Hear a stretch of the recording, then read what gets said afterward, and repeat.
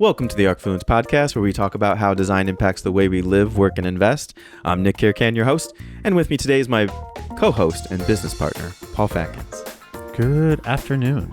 Hey. So I've been thinking about this one because I always got to have I can't be weather related. I can't wait to hear. Yeah, I got some new parts for my car coming in, so I'm excited. So, okay.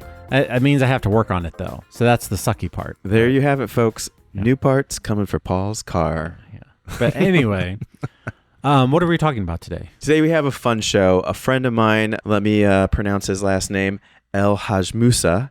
Omar is the executive vice president of Spring Garden Lending. He has sponsored coin events. You've known him for a while, right? Yes, a couple of years now. We've been getting coffee every month or so, and he's just a wealth of knowledge and honestly just very passionate about helping the community and the city, and very informed. Involved with Zoned In and other community organizations. This is a fun talk. Omar, welcome to the show.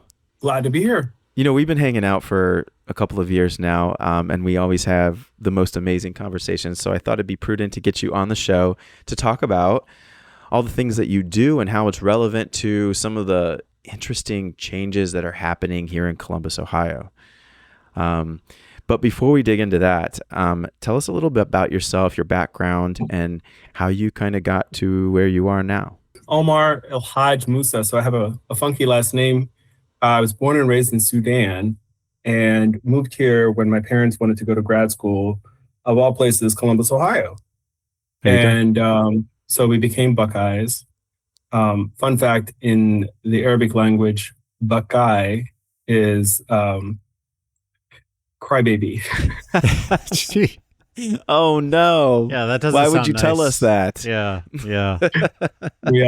So my uncle was mercilessly teasing me about it when we were. I was like, I don't want to be a Buckeye. You're moving to Crybaby City? Like, okay. Yeah. But yeah, so our family were poor grad students, and but matriculated as they got into their careers. My dad was doing his PhD in agriculture economics, and mom did her second master's in hematology. And then we all became Buckeyes. So mom graduated, dad graduated. I was the Fisher College of Business, and sister was public health, and then little brother was aeronautical engineering. Wow. All the knowledge. Mm-hmm. Yeah. So ElhagMusa.1 was my dad at osu.edu, the university email. So then got into lending and discovered kind of my passion for kind of using my nerdiness and helping real estate investors provide housing and commercial business opportunities throughout the city. At Spring Garden Lending, I'm the executive vice president, and so they've asked me to open up the market into Columbus and Cincinnati. So it's given me a really cool opportunity to see the two cities and kind of how they approach development. Yeah. Yeah, I actually went down to school at Cincinnati. Wonderful city, loved it. Obviously, yeah, Columbus is now home base, but during my time there at school, it was a great city. I mean, there's a lot of history and character in Cincinnati for sure. I even seen your background there. You have the neighborhoods of Cincinnati. So, but yeah, Mm-hmm. and we've done a handful of projects down there as well. But yeah, it's great to be just anywhere in that area for sure. Yeah, Cincinnati definitely sneaks up on you. It has a very strong culture and fan base, and they're very passionate down there. Yeah. Although I feel like Columbus now is making leaps and bounds in terms of what they're doing with zoning and other stuff here in the city to try to catch up with some of the things that Cincinnati has been, messing around with. Yeah. So, well, Columbus has no choice. Yeah. They are. I mean, I can't wait to dig into that with you guys, because I think there is a lot of similarities, but also definitely some differences. You mentioned the historic nature. I think that really has impacted our zoning policy because of the ages of the cities. Yeah. So let's start with zoned in. We are going through a transformation here in Columbus. It's the biggest, maybe the first major change we've had in 70 years, and it's really transforming everything that's happening, encouraging development, connecting the corridors of the city, and really starting to encourage, support, I should say, the tremendous amount of growth that our city is experiencing. Right now we're in. We've already done the first phase, and we're in phase 2. Do you want to talk a little bit about that and your feelings on it? Sure. Yeah. So I was asked to be on the advisory board for phase 1, and so I got a first-hand look into where the city's approach and kind of our city's pragmatic nature. We're not always the first mover. So I was pushing a little to see if we could do some bold things. I was really impressed with what they came up with. So the first phase really only touched on, I would say, like 8% of the city's land area. Yep. And it focused on what they would call primary corridors. And it coincided with bus rapid transit, which has been approved through a bond package. And so the first leg will be West Broad Street.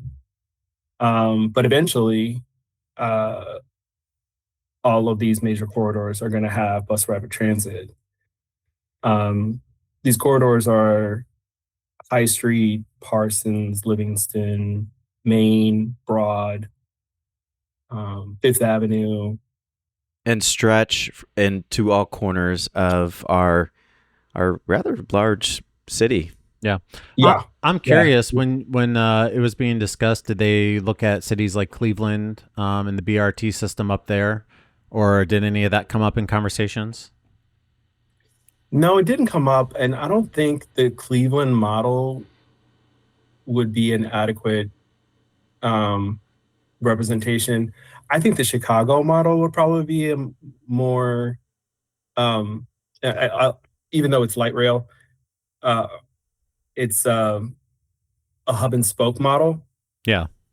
And that was one of the points that I was pressing a lot on is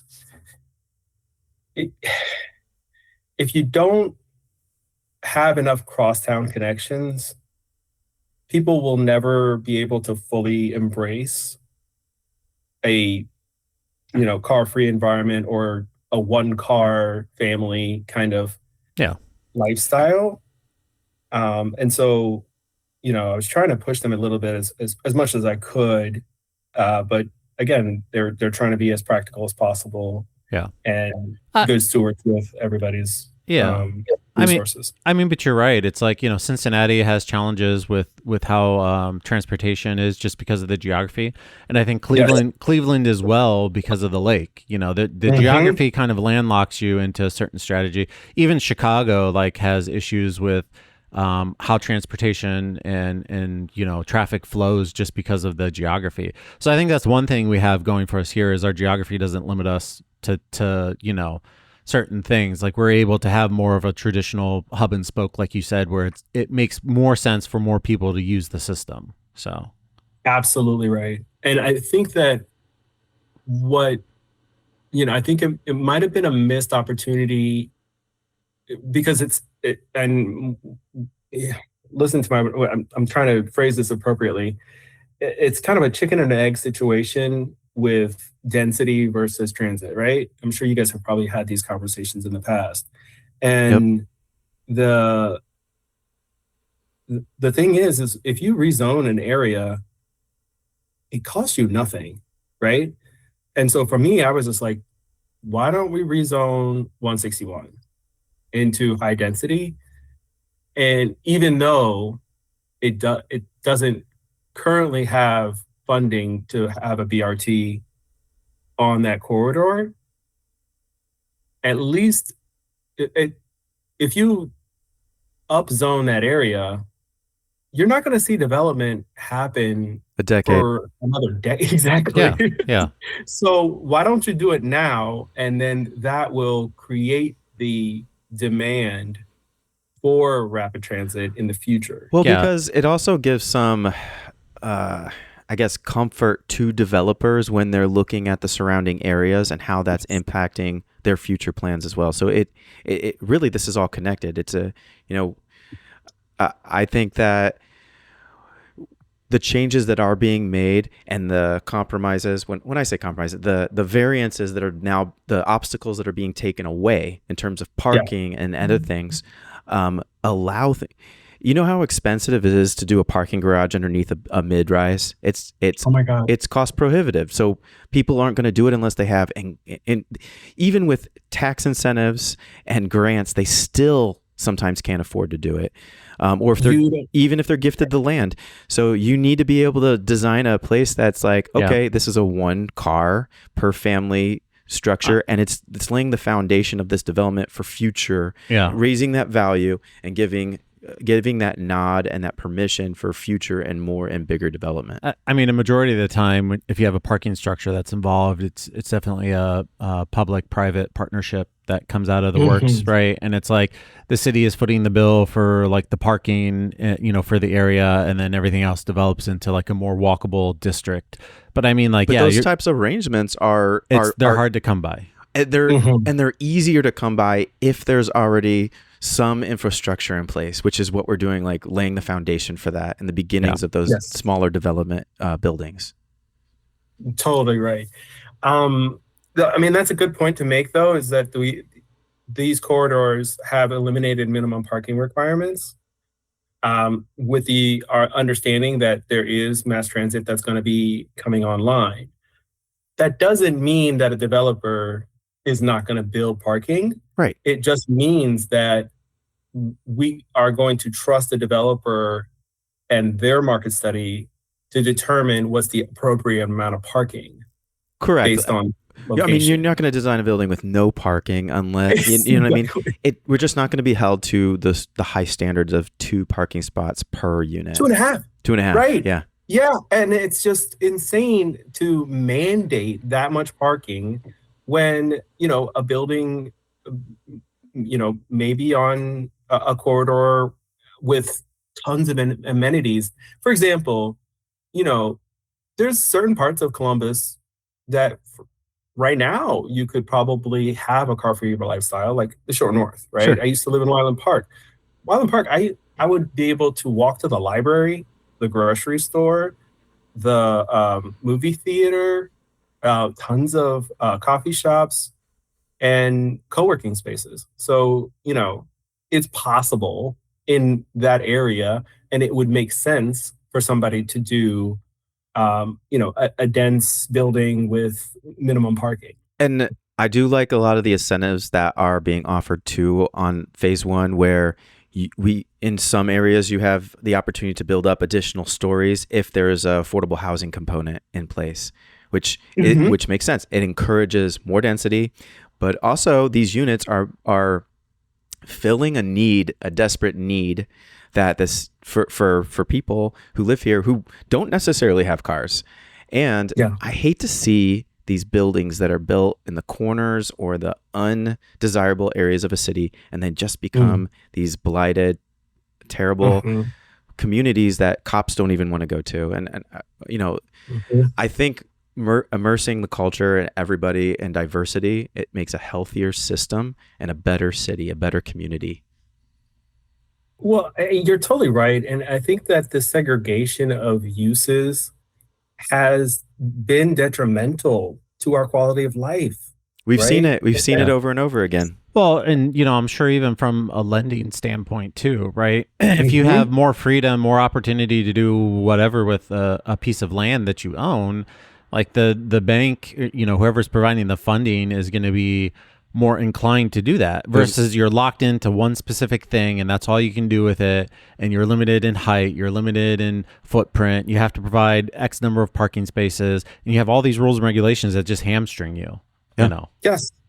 And if you think about like, those end of the year surveys where people rank the best neighborhoods in the city, what are those neighborhoods? Those neighborhoods are always the historic neighborhoods where businesses and residential are intermixed, and you have these small little nodes of like coffee shops and charming streets and blah, blah, blah. Like, for example, German Village. So I think somebody knows about that. Yep. And, that's a desire. It was built on a human scale. This was built organically. Yeah. Well, to the demands of what humans want and need. Yeah. And it was in a pedestrian friendly environment. Yeah. And, a lot of times it was built, like you said, historical, Victorian Village, German Village. It was built when the automobile was not king. Yes. And, and that was the only concern was getting around point A to point B in your car, Cars have done a number on our cities, man. I would say a majority of our city in the 90 percentiles. And by the way, that's just off the top of my head. I don't know for sure, but the modern city has been designed around the automobile, period. Totally. Yeah. So, and there's ways to deal with cars, and there's ways to deal with vehicles and transportation in a way that you can still have these walkable districts and nodes. I mean, it's just some time and effort has to be put into figuring that out. It's if you just have like a field of parking, that's not a solution. Yeah, and it's also these city amenities, like park systems and those types of infrastructure. They're utilized a lot more in denser parts of the city. If you go to listen, I love Upper Arlington. We love doing work in Upper Arlington. We do a lot of work there, but the parks and the pavilion areas that are typically there are empty most of the time. There's just not. People have larger lots. People have larger houses. There's less people there, and it's a and most of it's not even walkable. So when you have those amenities in place for these interconnections, it's utilized more. And I think that for a city as a whole, it's more. It's more of a green footprint. Like we're not. It's healthier to us. Yeah, I'm kind of a nerd, and I think that's why we get along so well. So I was in high school and picked up The Death and Life of Great American Cities by Jane Jacobs. Yes, I just like inhaled that book, and then the next one was like Walkable Cities and City Beautiful, and I just like these are books that I just went down a rabbit hole, and it was so enlightening to like understand how and why like our cities are the way they are, right? And a lot of it is history, right? Especially Columbus is the younger city, and so the development, we didn't get the benefit of older cities and pre-master planned communities, and Euclidean zoning and all that stuff. Right. And so we, a majority of the city is R1 zone, which means only one single family home on one practically large lot. I mean, that's what Upper Arlington looks like, right? And up until recently when we got our ADU laws. Yes, and now we have the ADUs, right? 35-foot height limit. Yeah. Just not a lot of room to play with. Nothing, right? And so then you're stuck with this, and it was thought of as, this is what everybody wanted, but who says that? Not everybody wanted that, No, it's a very specific type of living. I will say this though, because we mandated it for the whole city. Right. And we know there's some agendas there that were happening in 70, 80 years ago. Exclusionary zoning. Yeah. Right. But I will say this, it's impacted other cities much worse than Columbus because of geological and other restrictions on top of that. I think one of the reasons we waited so long to do this because it wasn't as painful to us as it was to other cities, although we were long overdue. Yeah. Well, the interesting fact I think that came up during the meetings, like per year, they had thousands upon thousands of variance requests that would come in. Yeah. So I think like it finally got to the point where it was breaking the city's back in terms of paperwork they had to do and stuff they had to do on their side, just because of how many variances were being put in and sought, because like the zoning just didn't make sense. Like what was in place did not make sense. And they wanted density because Columbus wants more tax dollars. So they want more people living in more houses within the city. So it actually helps them provide better services to their citizens. The funny thing is, those it's very inefficient. Correct. To have one zoning for the majority of your city. Well, not only that, but it's more expensive on the architecture side, because if we're going through all these variance process, the client is paying more money. The timeline is taking longer. If they're borrowing money from someone like you, they're paying more for that money. It kind of snowballs, and it makes things just so clunky and heavy and impractical. I mean, there was even, yesterday I was at the residential construction advisory committee meeting, and I even overheard some discussion about residential buildings being allowed up to, building code wise, not zoning code, but allowing them to go up to 6 stories with like a single stair and no sprinklers. Because right now, if you go over 3 and you get into the fourth level, you need 2 stairways and sprinklers and all this additional stuff all of a sudden gets triggered. 6 is a little extreme, but well, there is historical precedent. Sure, you see it in New York City. Yeah, absolutely. Right? Yeah. So they tried to do that in the name of security and safety. And meanwhile, Canada's had single stairway regulations for decades, and there's no difference in terms of fire hazards and all that stuff. And, you know what I mean? So it's just sometimes the common sense goes a little bit too far, I think, and then it just limits you on all fronts. And like you said, even from the lending standpoint, if you have a building with a sprinkler system, it's going to cost a lot more to build that than one without. And I just like to preface that just because we can do something doesn't mean we should. So in certain cases, it will make sense, but on a 6-story building, I'm going to encourage our clients to have an elevator unless you're going to cater to a very specific demographic on the even on a 6th and 5th floor who are going to walk up every day. Even on a 4 level. Case for me is like max would be like, and I'm sorry to interrupt. No, you're okay. Max, it would be a 3-story walk up, right? Yeah. I say 4. I lived in a 4-story walk up in New York City, and I was fine, but I was in my 20s. Yeah, you're kind of. I think I agree with Omar. You're kind of on that borderline. I think over 3 is when you start to think about it. It's not necessarily like absolutely, but for me, like a 4-story, I lived in a 3-story walk up. If I had to do a 4-story walk up, I probably would have wanted an elevator. I was in my 30s at the time though, so maybe that was the difference, Nick. A decade. Yeah. So, and it impacts a lot of other things too, in terms of certainty. And I think you guys have mentioned that in previous podcasts, where if you know you can build by right, that is just one less hurdle in terms of pre-development expense and uncertainty that allows for people to have more confidence in taking risk and making an investment in the community. I think that's one of the hardest conversations we have to have with clients whenever there is a zoning variance or a special permission that comes into play, some kind of exemption. It's like, hey, we can do this work for you 100%. And, here's what we've seen. And here's, historically, here's what's happened during the process. And we can give them insights from our experience and, whether it's likely to pass or not likely to pass, et cetera, et cetera, et cetera. But at the end of the day, like we always have to throw that disclaimer out there. It's not guaranteed to get approval just because you want to do it, right? If you're asking for special permission to do it, unfortunately, that's the nature of it. They can deny you they have that power, and that's a hard conversation to have. Hey, like you said, you're just uncertain. Should I spend this money to do it or not? Is there any jurisdiction on the moon? Can I build a house on the moon? I think there's some international something.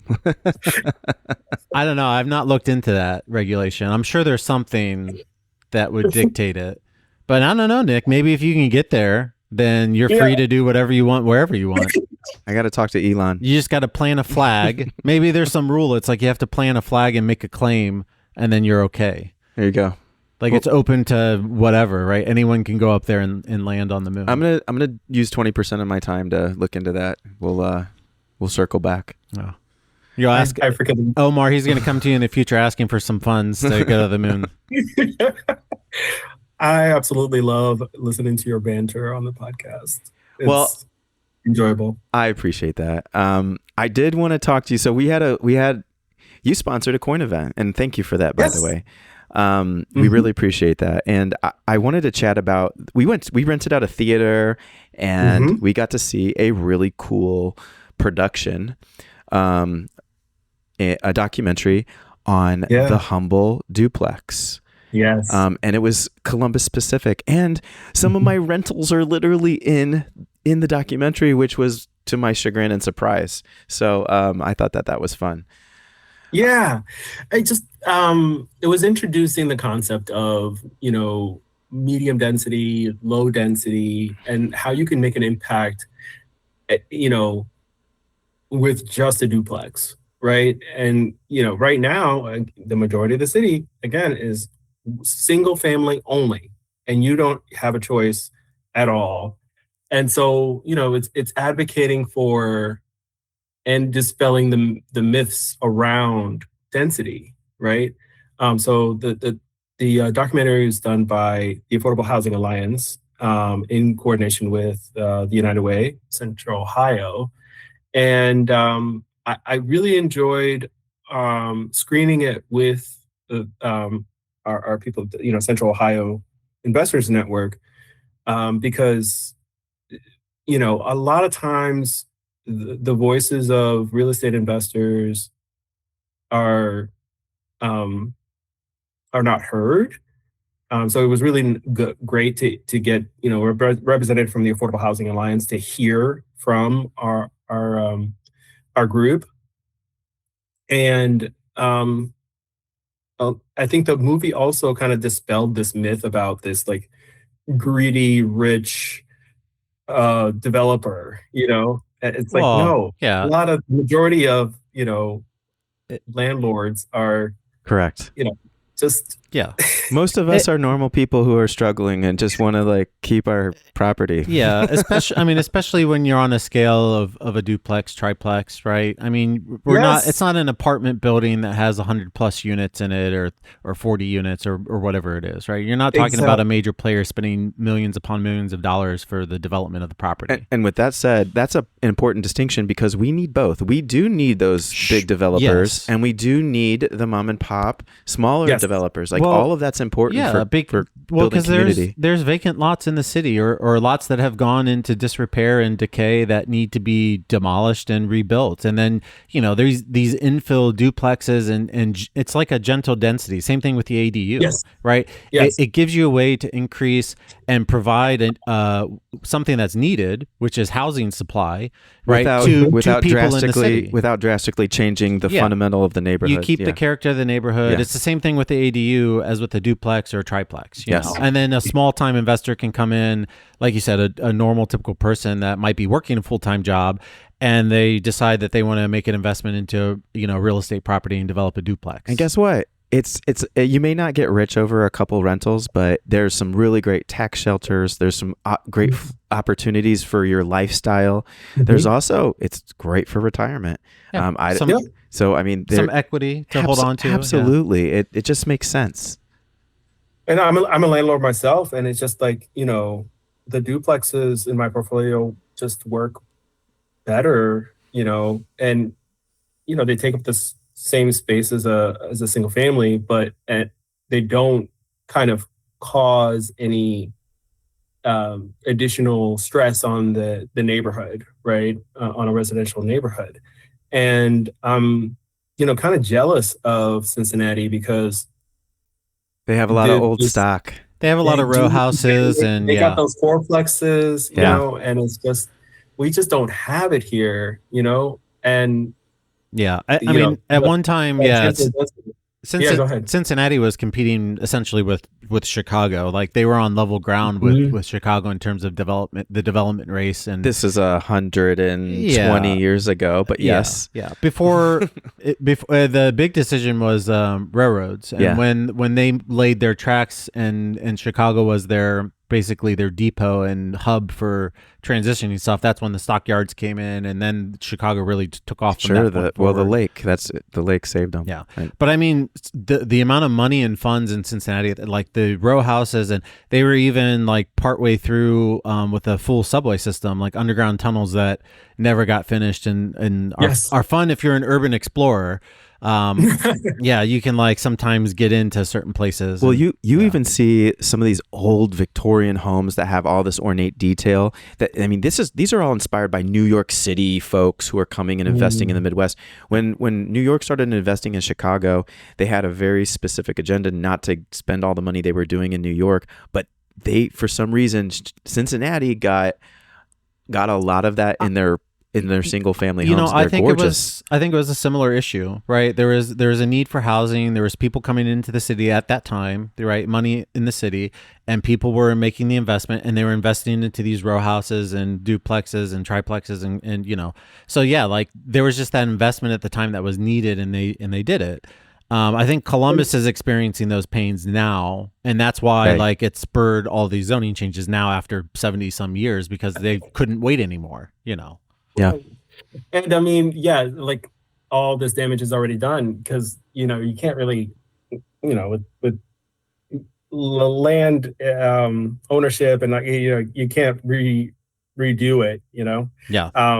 And correct the wrongs of the past. But it's just going back to the major corridors, that is an opportunity. And it is interesting because from a lender standpoint, in the behavior of money and definitions of value, transitioning from something that could only have a single family home to rezoning it to, it could be 3 stories high. Now, you can have a 3-story walk up, and the way that appraisers value properties that are single family, it's by comps, right? So comparisons of recent sales. But the way that you identify value on a property that's more than 5 units is by revenue. Cash flow. So now, in many of these areas that have been historically redlined, they have been stuck with historical comps, right? So like, even though redlining became illegal, the comps were still there. And so the appraisers are still basing their valuations on what can sell and what can't. And banks won't lend any more than what the appraiser will value. Which is unfortunate. So many of these communities have still been stuck in this artificial devaluation. Yeah. So having these 5+ corridors up here now is a cheat code. It's going to allow, because the rents are high, even if, in these redlined areas, the rents have gone astronomically, and we've been artificially suppressing density, suppressing availability of units. We've had a healthy rental inventory historically, but recently we're growing too fast. Everybody's moving here. We're growing too fast. In-migration has been happening ever since the 2008 crash, and we've been underbuilding every year. And it wasn't a problem because we had excess inventory, and we had vacant houses. Like, for example, Linden had an insane vacancy rate. Now they're full. They don't have any more vacancies. Well, it's interesting because most of the growth that Columbus experienced was from Ohio itself. They would move from all over Ohio to Columbus, or go to university and stay, because it's a great place to live. There's a lot of opportunity. In recent years, we're getting folks from California, New York, Florida, Texas, international. Like Yeah. there's a lot of different now viewpoints and demands for different types of housing. So yes, people do want to live downtown. People do want to live in these urban environments. They do want to live in walkable neighborhoods. So it's not just your typical suburban development. Now we're starting to now have a lot of different fun and interesting things develop. Yeah, which is what is pushing rents up, right? Just supply and demand, simple supply and demand. And so when you are confident about the rents, and now you have the ability to build by right, and you don't have the valuation suppression of recent comps being an issue. Plus tax incentives. Now, yeah, and you have tax incentives. So it's really the only thing that's slowing people down is experience, because ground up construction is totally different than renovation, and so you gotta know what you're doing or partner with somebody that knows what they're doing. I would almost make the argument it's a little bit easier sometimes than dealing with existing stock. Just depends. Just depends, because there's less unknowns. It's not, especially if it's an older building, right? And there might be some mitigation or abatement that needs to happen. With Pluses and materials. minuses. There's always a plus and minus, but yeah, I mean, like if you're along these corridors and you're maximizing the potential of the site, I mean, it might be something that's a little more than for like your average, full-time worker investor to bite off and chew into. Agreed. So, yeah. Well, we talked about. We've been funding modular too. Absolutely, we have a couple clients that we're experiencing. Yeah. There's some hurdles there. Yeah, we did two duplexes last year, and then we did another one this year, and it's just really fun to see them. When the drop happens. Yeah, I think once we figure out exactly how all of that falls in place, because right now we're figuring out the puzzle and the code, right? Yes. To make it work. Once we do, it is going to be a lot cheaper. It's going the quality is there in some of these modular builds now, and there's going to be a lot of opportunity for investors and for these ADU buildings that we can do relatively fast. Yeah, we'll have to talk offline because I haven't seen the expense difference. I have seen in terms of holding costs. Right. So that's where I saw the majority of the savings, because you're not doing a draw until the building gets delivered. So you're saving labor costs too. So labor costs are also, because it's all done in one place and it's systemized. So when you're but it's baked into the cost of the building. Sure, but it still ends up being less expensive than your traditional. And it does cut out a lot of the variables. Yeah. But because there's no proof of concept just yet that's been done really well. The city has, you need a variance for modular home. There are some things that we have to go through. How are we confirming the structural components and life safety? So all that stuff needs to be figured out and made easier for us to do faster. And once we figure it out, we will, it's going to be, I think it'll be a great benefit to all cities. Mm-hmm. So Omar, are you also advising on the new round of yes, phase 2? Yeah, changes that are coming through phase 2 essentially? I know we talked about phase 1 only impacting corridors. Yeah. This phase 2 isn't it like 43% or something? It's like almost half the city. Yeah. Let's hear about it. Yeah. So phase 2 is covering, majority of the commercial areas, all the medical centers, all the industrial, just covering anything that's just not R1 zoning. There are 2 new categories that I am really excited about: emerging mixed use and industrial mixed use. Wow. Yeah. And so emerging mixed use is going to be on those tertiary corridors. So not the primary corridors, but like, you know, let's say Whittier is an example of a street. Um, and those will have a 3-story max by right. And these will be, you know, house Commercial scale. retail on the first Yes, yes, floor with apartments above.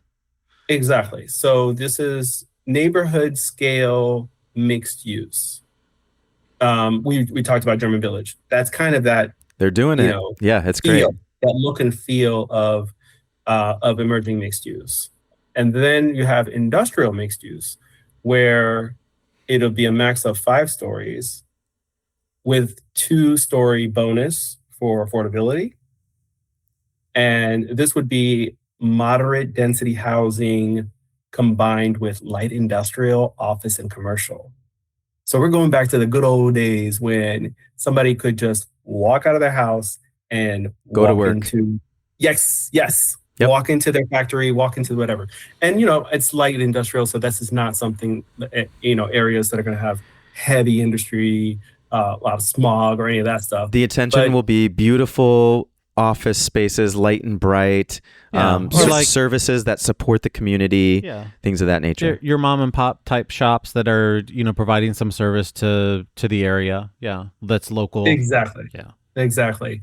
And I mean, you know, again, we've segregated these uses for so long, and you know, you end up with, you know, traffic issues, right? Because no matter what, you're going to need a car to get to everything that you do on a daily basis.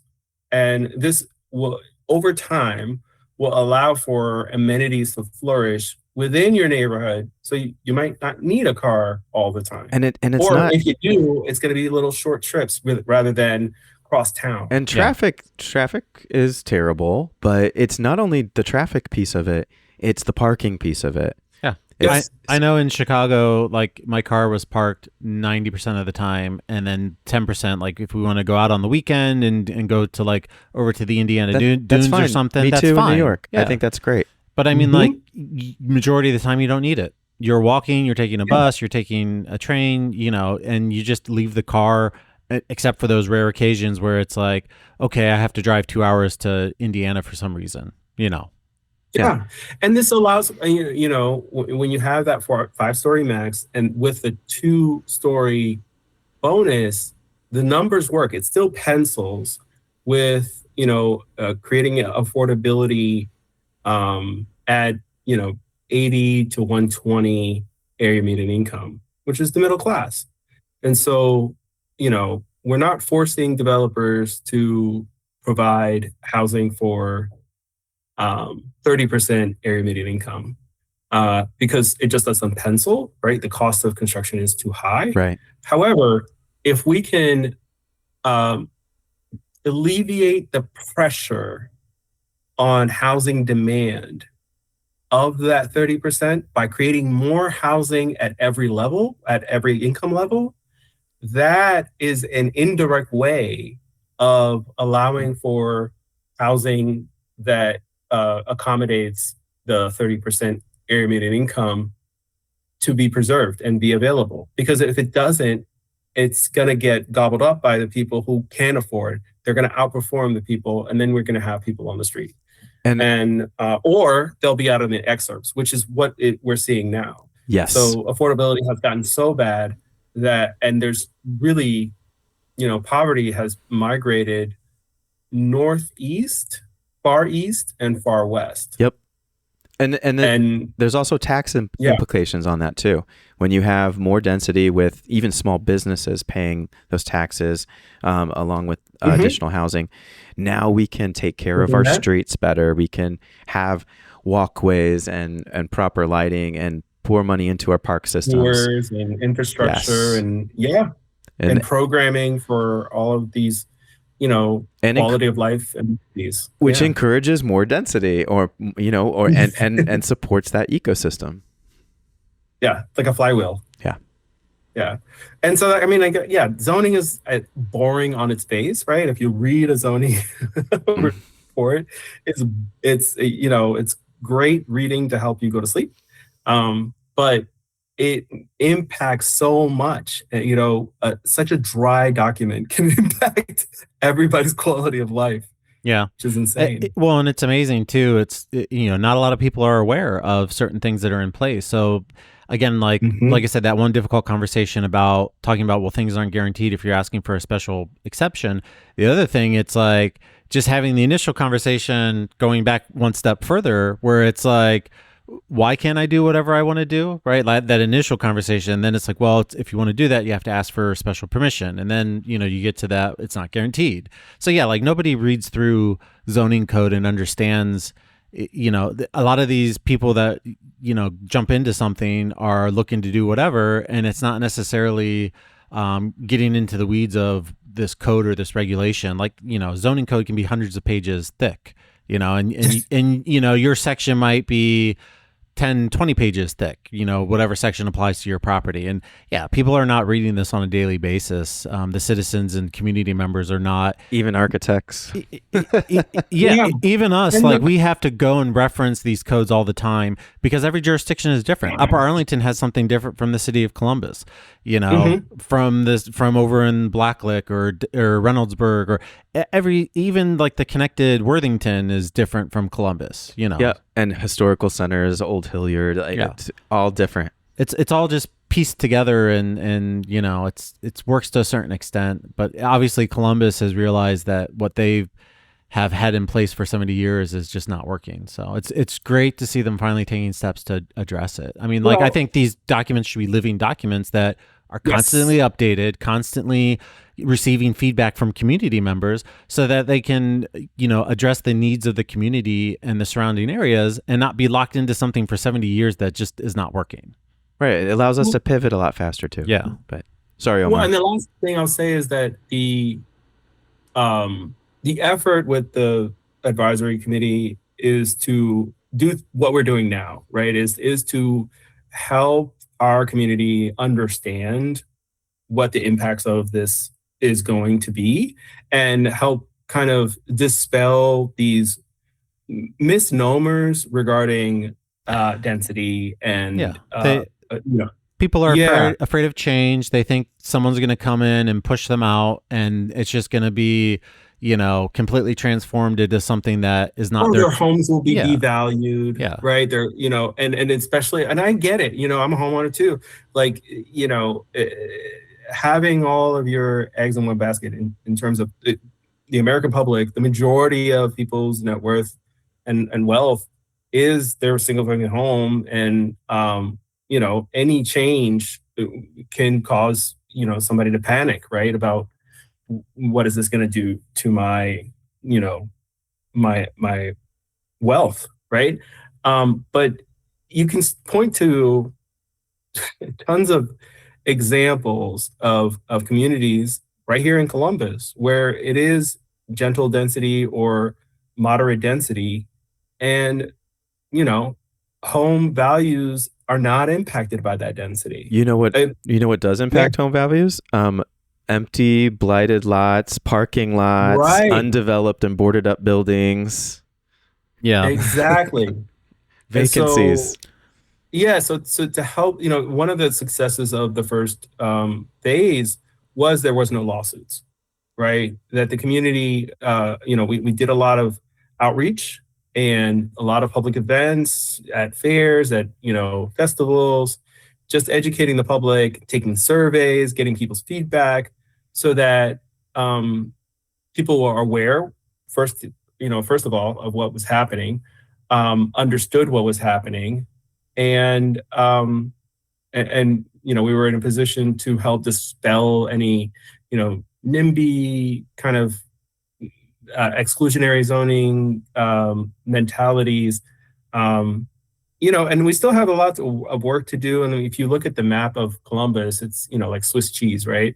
There's communities and cities that are inside of Columbus, and then you have the suburbs outside.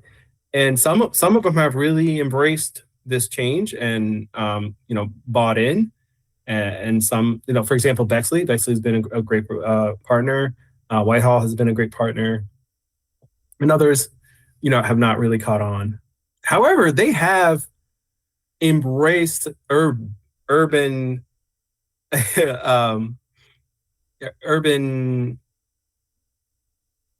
development in their own way. I mean, you look at Bridge Park, and, you know what I mean? So they know that they're they're aware. Yeah, they're aware of the benefits and need it and want it. Yeah. But some of those developments, again, could have happened a lot faster. Yeah. With this simple change. They had to really fight for a lot of that development. And it took many years. Yes. Yeah. So I mean, the emerging mixed use corridors I think are going to really be cool, and then the industrial mixed use is something that I've never seen before. So I commend them for that. Yeah. No, I'm super pumped for it. I'm excited to see how it plays out over the next decade. Yeah. Yeah, it's been a couple of years since the phase one, and we're starting to see a lot more traction and things moving in those corridors. Development requests. People reaching out for certain things along those corridors for sure.